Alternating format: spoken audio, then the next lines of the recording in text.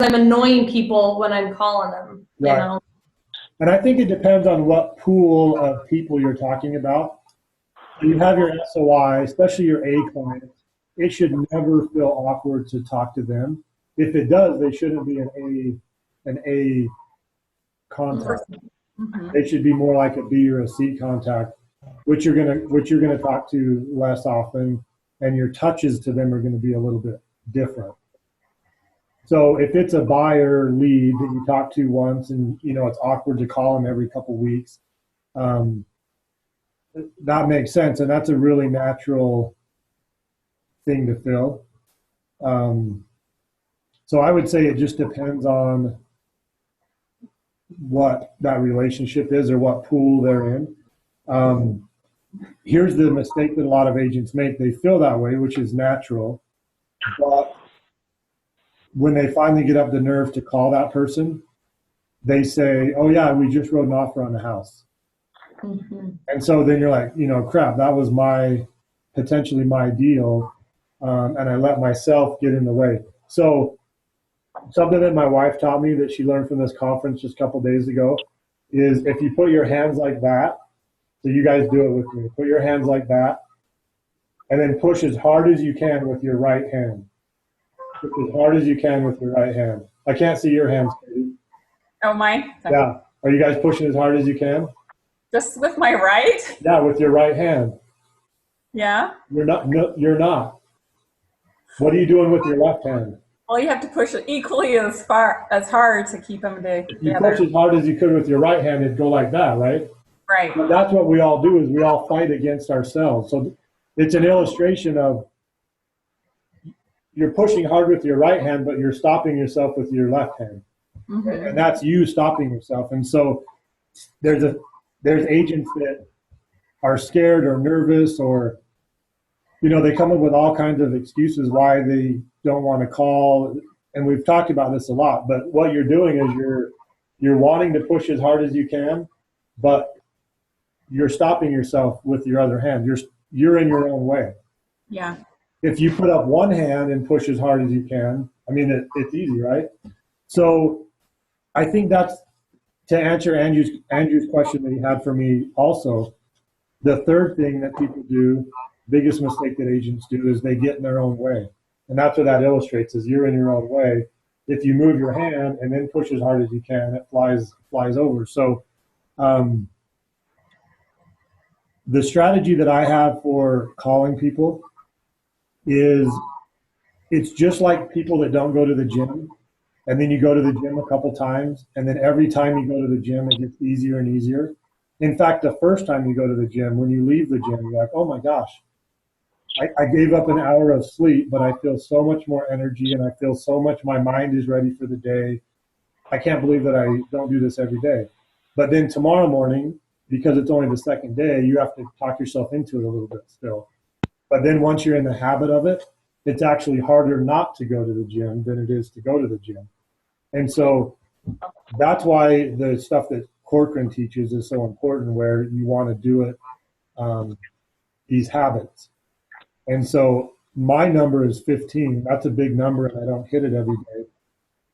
But if you guys come up with your own number of people to call, or number of hours that you're going to work, and during these hours, these are my goals to do, it really gets easier. It actually gets pretty fun, even for people that are super, super nervous to call. What's up, Robert? Can you hear us? Anyway, so that's what I would encourage you to do, is play a game with yourself. Even though it's a hard phone call to make, remember that you don't want it, you're stopping yourself. They're not stopping you. And if they're not ready, then it's just a no thank you. It's not that they're rejecting you. They're just rejecting right now. They're not ready. So what I want to do for this, like the last thing I want to do on these calls, is I kind of want to set a goal for everybody to work on for the week. Okay, sweet. So if you can come up with a number of calls that you want to make a day, and this probably makes you a little nervous, but come up with like maybe five calls a day. And what you'll find is the first and second call will be the toughest ones. Once you have a good conversation with somebody, and the next week when we do this call, I'm going to give you some more examples of some phone calls and kind of how I do my session. Because I have major ADD, and I think a lot of us do that are in this. And so I can make one phone call. I'm always looking for homework, and then I'll get carried away doing that homework, and then I won't make the next call. But I've been able to train myself to make the call, then have the green or yellow key. And my rule is if it's something I can do under 5 minutes, then I'll do the homework right away. But I won't get back to the person until after my period of time that I set apart to make calls is. So then I'll just take the paper that I made. If it's homework that I can do under 5 minutes, I'll hurry and do it, paper clip it to that paper, and then I'll stick it in my book under today's date. So you guys have seen my book where I have 1 through 31. And then I'll go to the next call. And I play a game of how many calls can I make, how many contacts can I make in an hour or whatever. But you get some homework to do, then you get carried away doing it, and then you don't make any more calls. And so we'll go over that a little bit more next week on kind of how I do that, so I can get as many contacts made and homework done. And then you have to give yourself an hour after you make your calls to go and do the homework, and then to get back to the people that you said. If you find the answer to the question in 5 minutes, it doesn't mean you can call them. You don't have to call them back in 5 minutes. You call them back an hour from now after your call block. And that's what Corcoran teaches us about time blocking. Mm-hmm. So anyway, the other trick is, who am I going to make those 5 calls to? So my definition is my definition of prospecting is I'm trying to contact people who are not A clients. So A clients are people that would buy in the next 30 days. So you should be actively working with them.